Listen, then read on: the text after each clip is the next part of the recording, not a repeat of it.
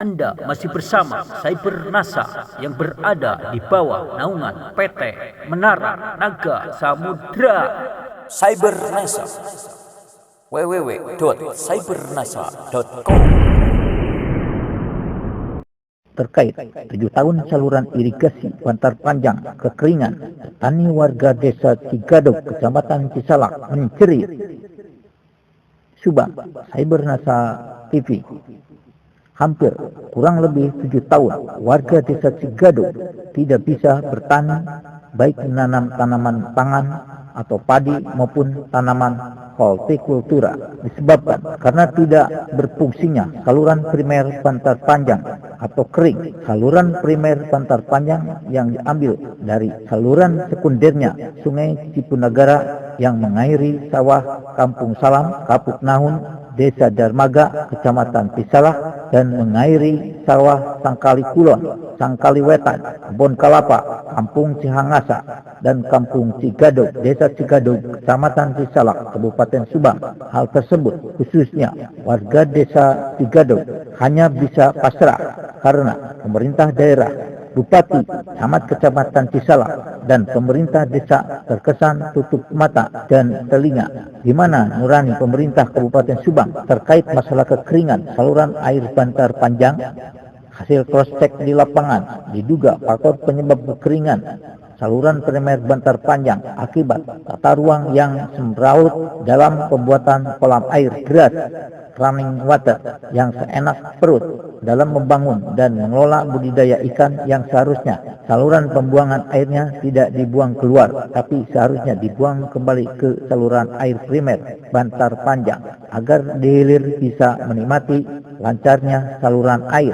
Faktanya yang ada berharap agar para pengusaha komoditas kolam grass air tawar harusnya bijak dan arif, jangan hanya melihat satu sisi ekonomisnya dan keuntungannya saja, harusnya mempertimbangkan aspek lain sehingga jangan sampai merugikan kepada para petani yang hanya hidup dari bertani saja. Kalau tidak bisa cocok tanam, jangan untuk bayar pajaknya, untuk makan juga kami susah, kritis warga seperti para petani di Kampung Sangkali Kulon, Sangkali Wetan, dan warga Cihangasa dan Cigadog kekeringan. Kami menuding pemerintah daerah juga terjadi pembiaran dan fungsi kontrolnya tidak ada.